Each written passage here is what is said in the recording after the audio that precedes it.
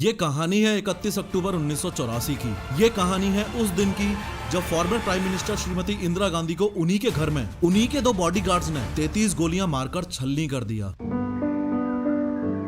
आज 3D animation की मदद से डिटेल में समझाऊंगा कि उस दिन सुबह से लेके प्राण त्यागने तक क्या क्या हुआ। लेकिन सबसे पहले आप इस कहानी की इंपॉर्टेंट लोकेशंस पे ध्यान दो। ये श्रीमती इंदिरा गांधी का रेसिडेंस था जिसे एक सफदरजंग रोड बोला जाता था, और ये उनका ऑफिस था जिसे एक अकबर रोड बोला जाता था।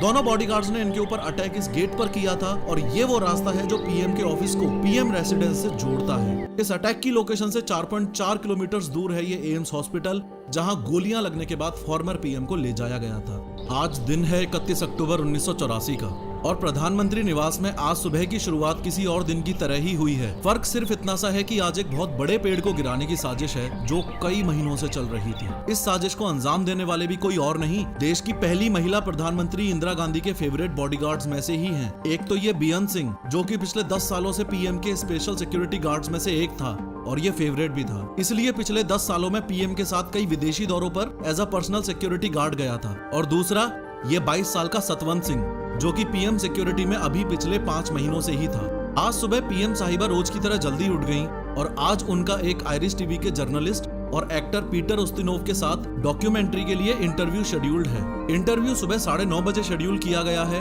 जो कि लगभग 1 घंटे चलना है। इंटरव्यू प्रधानमंत्री आवास से सटे इस एक अकबर रोड में होने वाला है। एक अकबर रोड उस समय इंदिरा गांधी का ऑफिस हुआ करता था, जो कि उनके आवास से इस एक बिना गेट वाले रास्ते से जुड़ा हुआ था। इंदिरा गांधी ने इंटरव्यू के लिए आज के दिन नारंगी कलर की साड़ी पहनी है, और घर से तैयार होकर सुबह 9:20 पर वो इंटरव्यू के लिए अपने ऑफिस की ओर लंबे लंबे कदमों से चल पड़ी हैं। गोलियां चलने से कुछ समय पहले इस वक्त उनके साथ कुछ लोग और चल रहे हैं। उनके अपने personal secretary R K. Dhawan, personal security officer Rameshwar Dayal, पुश्तैनी नौकर नाथुराम, और उनको धूप से बचाने के लिए छतरी पकड़ के चलते हुए कांस्टेबल नारायण सिंह। अनफॉर्चुनेटली आज के दिन फॉर्मर पीएम ने बुलेट प्रूफ जैकेट भी नहीं पहनी है, ये सोचकर कि घर से 50 मीटर दूर ही तो जाना है, और यहाँ सब लोग अपने ही हैं, तो अपनों से कैसा खतरा। इस बीच एक सर्वेंट एक टी सेट लेकर सामने से गुजरा, जिसमें उस्तिनोव को चाय सर्व की जानी है। पीएम उसे बुलाकर बोलती हैं, ये टी सेट अच्छा नहीं लग रहा, कोई दूसरा लेके आओ। इतना बोलकर अपने ऑफिशियल्स के साथ लंबे लंबे कदमों के साथ तेजी से ऑफिस की ओर जाने लगती हैं। 31 अक्टूबर के दिन गोली चलाने वाले दोनों में से एक बॉडीगार्ड ने,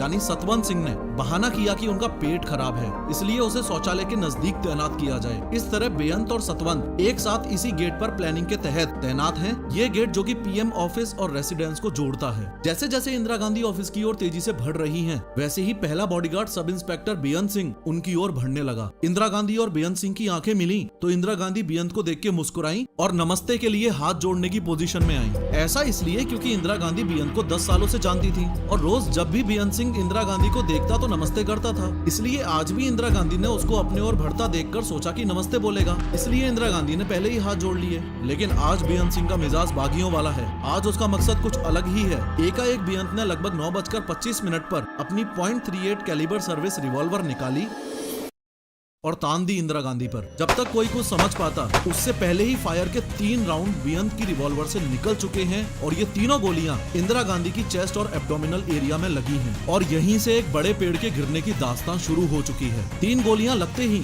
इंदिरा गांधी जमीन पर गिर गई और जोर से बोली, ये क्या कर रहे हो। बेअंत 1 सेकंड के लिए रुका और सतवंत को देखकर जोर से चिल्लाया, गोली चला। सतवंत, जो अभी तक बेअंत के पास बूथ बना खड़ा था, वो अपनी कार्बाइन बंदूक को इंदिरा गांधी की ओर घुमाकर 30 गोलियां बर्स्ट फायर कर देता है। इंदिरा गांधी को बचाने के लिए जैसे ही उनके personal security officer Rameshwar Dayal आगे बढ़े, तो उनके पांव में सतवंत के द्वारा चलाई गई गोलियां लगी और वो वहीं पर गिर गए। एक अकबर रोड यानी कि पीएम ऑफिस से एक पुलिस ऑफिसर दिनेश कुमार भट्ट ये देखने के लिए बाहर आए कि ये गोलियां कहां चली हैं। उसी समय बेअंत और सतवंत सिंह ने अपने वेपन्स फेंककर सरेंडर करने के लिए हाथ खड़े कर दिए और कहने लगे कि हमको जो करना था वो हमने कर दिया, अब तुम्हें जो करना है कर लो। और उन्होंने इंदिरा गांधी से ऑपरेशन ब्लू स्टार का बदला ले लिया। ऑपरेशन ब्लू स्टार में इंदिरा गांधी ने सिखों के पवित्र स्थल गोल्डन टेम्पल को कुछ अलगाववादियों से आर्मी ऑपरेशन के जरिए फ्री करवाया था। आर्मी ऑपरेशन की वजह से काफी सिख उनसे खफा थे। कांस्टेबल नारायण सिंह ने आगे कूदकर बेअंत सिंह को जमीन पर पटक लिया। पास के गार्ड रूम से आईटीबीपी के जवान दौड़ते हुए आए और उन्होंने सतवंत सिंह को भी अपने घेरे में ले लिया। टोटल 33 फायर किए गए हैं, जिसमें से 30 गोलियां इंदिरा गांधी को लगी और काफी गोलियां उनके शरीर को चीरकर निकल गई। इंदिरा गांधी के पर्सनल सेक्रेटरी आर.के. धवन ने होश संभाला और चिल्लाकर एम्बुलेंस लाने के लिए बोला, लेकिन कहते हैं ना, खूनी को कौन डाल सकता है। एक दिन पहले ही भुवनेश्वर में हुई इलेक्शन रैली के भाषण में इंदिरा गांधी ने कहा था कि चिंता नहीं है कि मैं जीवित रहूं या नहीं रहूं। मुझे चिंता नहीं है कि मैं जीवित रहूं या नहीं रहूं। मेरी लंबी उम्र रही है। मुझे गौरव इस बात का है कि मेरा सारा जीवन सेवा में गुजरा। मेरी लंबी उम्र रही है और मैं इस पर मुझे अगर गौरव किसी चीज पर है तो इस पे है कि सारा जीवन मेरा सेवा में गया। जब तक मुझ में सांस है तब तक सेवा में ही जाए। जब मेरी जान जाएगी और जब तक मुझ में सांस है तब तक सेवा ही में जाए। और जब मेरी जान जाएगी तो मैं कह सकती हूँ कि एक एक खून का कतरा भारत को जीवित करेगा। तो मैं कह सकती हूँ कि एक एक खून का खतरा जितना मेरा है वो एक एक खून एक भारत को जीवित करेगा।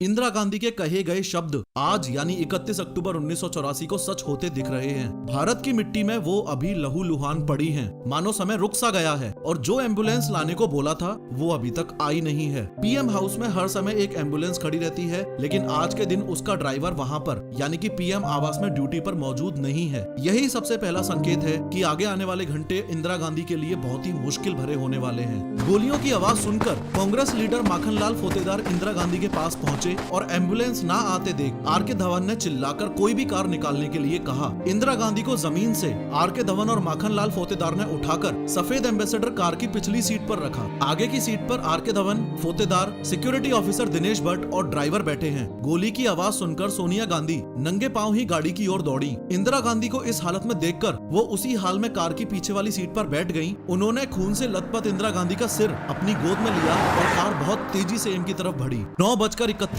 पर एम्बेसडर कार एम्स के इमरजेंसी वार्ड के गेट पर पहुंच गई। इमरजेंसी वार्ड का गेट खोलने में और गाड़ी से इंदिरा गांधी को उतारने में ही 3 मिनट का टाइम लग गया है और इस समय गुजरने वाली हर एक सेकंड बहुत ही ज्यादा इंपॉर्टेंट है। अनफॉर्चुनेटली आज एम्स के इमरजेंसी वार्ड में एक स्ट्रेचर तक मौजूद नहीं है। किसी तरह एक पहिए वाली स्ट्रेचर का इंतजाम किया गया। जब इंदिरा गांधी को कार से उतारा गया तो उनको इस हालत में देखकर वहां तैनात डॉक्टर्स घबरा गए और जल्दी से अपने सीनियर डॉक्टर्स को इन्फॉर्म किया। वैसे सीनियर डॉक्टर्स को अभी तक इस बात का ध्यान नहीं था कि इंदिरा गांधी को इस तरह से गोलियां मारी गई हैं। जब सीनियर डॉक्टर्स इमरजेंसी वार्ड में दौड़कर आए तो उनको तो ऐसा लगा कि शायद हॉस्पिटल में किसी तरह का इंस्पेक्शन होगा। सीनियर डॉक्टर्स ने जब वहां खड़े जूनियर स्टाफ से पूछा कि पीएम साहिबा कहां हैं, तो एक जूनियर स्टाफ ने कांपते हाथों से स्ट्रेचर पर कपड़े से ढकी हुई लहूलुहान बॉडी की ओर इशारा किया। डॉक्टर्स ने जब पीएम को इस हालत में देखा तो वो भी घबरा गए। सीनियर डॉक्टर्स को इलेक्ट्रोकार्डियोग्राम में इंदिरा गांधी के हार्ट की मामूली गतिविधि दिखाई दे रही है। इसका मतलब है कि वो क्लिनिकली अलाइव हैं, लेकिन नाड़ी में कोई धड़कन नहीं मिल रही है। उनकी आंखों की पुतलियां भी फैली हुई हैं, जो संकेत है कि उनके दिमाग को क्षति पहुंची है। फिर अगले कुछ घंटों तक फॉर्मर पीएम की जान बचाने के लिए देश के बेस्ट 20 डॉक्टर्स की टीम ने जी तोड़ मेहनत की। यहां तक कि खून को रोकने के लिए 88 बोतल्स ओ नेगेटिव ब्लड भी चढ़ाया गया। 4 घंटे की कड़ी कोशिश की बदौलत 7 गोलियां इंदिरा गांधी के शरीर से निकाल ली गई हैं और ब्लड फ्लो को भी रोक दिया गया है। लेकिन डॉक्टर्स को इंदिरा गांधी के सर्वाइवल के चांसेस ना के बराबर लग रहे हैं। ऑपरेशन थिएटर के बाहर सोनिया गांधी का रो कर बुरा हाल हो गया है। इंदिरा गांधी के बेटे राजीव गांधी, जो कि बंगाल में होने वाले इलेक्शन की रैलियों के लिए गए हुए हैं, उनको इस इंसिडेंट के बारे में जब इन्फॉर्म किया गया तो राजीव गांधी तुरंत दिल्ली के लिए निकल गए। साथ में उस टाइम के प्रेसिडेंट जेल सिंह, जो कि विदेश दौरे पर थे, वो भी इंदिरा गांधी पर हमले की खबर मिलते ही तुरंत इंडिया के लिए रवाना हो गए। आने वाला समय देश और इंदिरा गांधी के लिए बहुत ही मुश्किल भरा होने वाला है। इंदिरा गांधी के लिए इसलिए कि अब एम्स के बेस्ट डॉक्टर्स भी कुछ ही समय में अपने हाथ खड़े करने वाले हैं। हॉस्पिटल के 8th फ्लोर पर अब तक काफी कांग्रेस लीडर्स आ चुके हैं और सबको ये तो अनुमान हो गया है कि अब इंदिरा गांधी को बचा पाना मुश्किल है। इसलिए यहाँ इसी फ्लोर पर एक दूसरे रूम में देश पर आने वाले मुसीबत पर मंथन चल रहा है। मुसीबत ये कि देश के सर्वोच्च लीडर्स यानी कि पीएम और प्रेसिडेंट दोनों में से एक तो अपनी जिंदगी की जंग लड़ रही है और दूसरा यानी कि मिस्टर प्रेसिडेंट उस समय देश में नहीं है। एक चिंता का विषय ये भी बना हुआ है कि इंदिरा गांधी की असैसिनेशन की खबर अगर बाहर फैलती है तो कम्युनल राइट्स हो जाएंगे। इसलिए अभी एम्स के स्टाफ को सख्त इंस्ट्रक्शंस दिए गए हैं कि इंदिरा गांधी की कोई भी इंफॉर्मेशन लीक नहीं होनी चाहिए।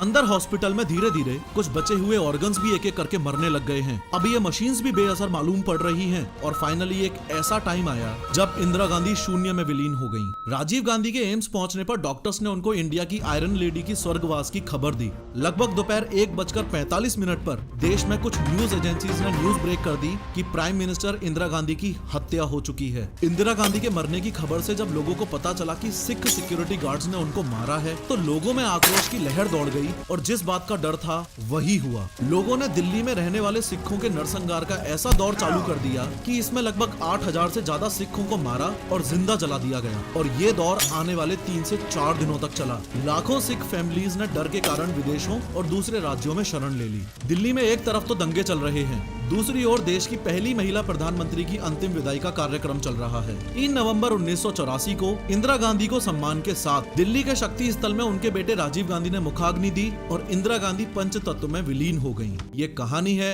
31 अक्टूबर 1984 की। रुको, इस वीडियो में मैंने यंग इंडियंस में हार्ट अटैक के बढ़ते केसेस के एग्जैक्ट रीजंस बताए हैं, जरूर देखो।